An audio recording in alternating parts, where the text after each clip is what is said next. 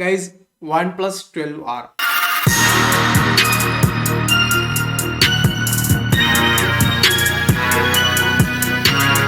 വൺപ്ലസിന്റെ പുതിയ ഡിവൈസായ OnePlus 12Rന്റെ spec ഡീറ്റെയിൽസും അതിന്റെ പ്രൈസും ആണ് നമ്മൾ ഇന്ന് ഈ വീഡിയോയിൽ ചർച്ച ചെയ്യാൻ പോണത്. സോ ഫസ്റ്റ് ഓഫ് ഓൾ ഇതിന്റെ പ്രൈസിൽ നിന്ന് തന്നെ നമുക്ക് തുടങ്ങാം.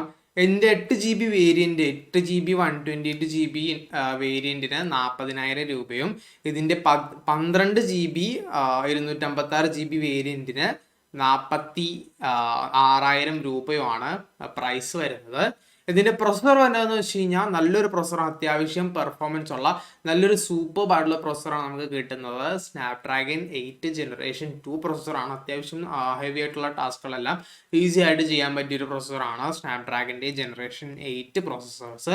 4 നാനോമീറ്റർ ടെക്നോളജി യൂസ് ചെയ്യുന്ന ഈ ഒരു പ്രൊസസർ അത്യാവശ്യം തിരക്കേടില്ലാണ്ട് തിരക്കില്ലാന്നല്ല, നല്ലൊരു പെർഫോമൻസ് തന്നെ ഈ ഒരു ബഡ്ജറ്റിന്, ഈ ഒരു കൊടുക്കുന്ന പ്രൈസിന് വർത്ത് ആയിട്ടുള്ള ഒരു പ്രൊസസ്സറാണ് നിങ്ങൾക്ക് കിട്ടുന്നത്. ഇനിയിപ്പോൾ അടുത്ത് നമ്മുടെ ക്യാമറയുടെ കേസ് നോക്കുകയാണെന്നുണ്ടെങ്കിൽ 50 മെഗാ പിക്സലിലെ പ്രൈമറി ക്യാമറ, 8 മെഗാ പിക്സലിൽ wide angle camera and 5 mega പിക്സലിന്റെ മാക്രോ ക്യാമറയാണ് കിട്ടുന്നത്. 4K 30 FPS ആണ് ആ ഒരു ബാക്ക് ക്യാമറ വെച്ചിട്ട് വീഡിയോ ഷൂട്ട് ചെയ്യാൻ പറ്റുന്നത്. കൂടാതെ ഫ്രണ്ട് ക്യാമറയുടെ കേസ് വരുവാണെന്നുണ്ടെന്നുണ്ടെങ്കിൽ 16 മെഗാ പിക്സലിന്റെ ഫ്രണ്ട് ക്യാമറയാണ് വരുന്നത്.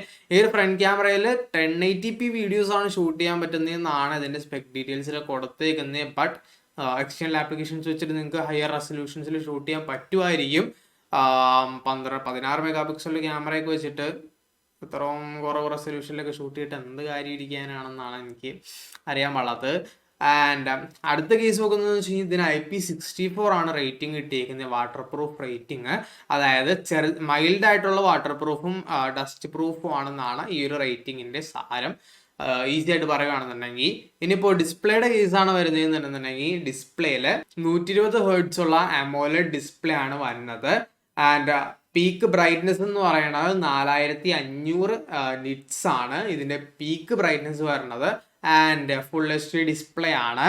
ആൻഡ് അടുത്ത കേസ് വരുന്നതെന്ന് വെച്ച് കഴിഞ്ഞാൽ മെമ്മറിയാണ്. മെമ്മറി വരുന്നത് UFS 3.1 ആണ് ഇതിന്റെ മെമ്മറി മെക്കാനിസം. അത്യാവശ്യം അഡ്വാൻസ്ഡ് ആയിട്ടുള്ള ലൈക്ക് സൂപ്പർ ഇതൊന്നും അല്ല, ഏറ്റവും ലേറ്റസ്റ്റ് ടെക്നോളജി ഒന്നും അല്ല, എന്നാലും UFS 3.1 അത്യാവശ്യം തിരക്കില്ലാണ്ട് തട്ടിമുട്ടിയൊക്കെ പോകാൻ പറ്റിയ അത്യാവശ്യം സ്പീഡുള്ള ഒരു മെമ്മറി മാനേജ്മെന്റ് സിസ്റ്റം തന്നെയാണ് UFS 3.1 എന്ന് പറയുന്നത്.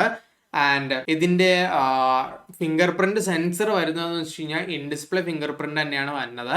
ആൻഡ് ഒബ്വിയസ്ലി 40,000 രൂപയൊക്കെ ചെയ്യുമ്പോൾ ഇൻ ഡിസ്പ്ലേ ഫിംഗർ പ്രിന്റ് ഒക്കെ എന്തായാലും വേണം.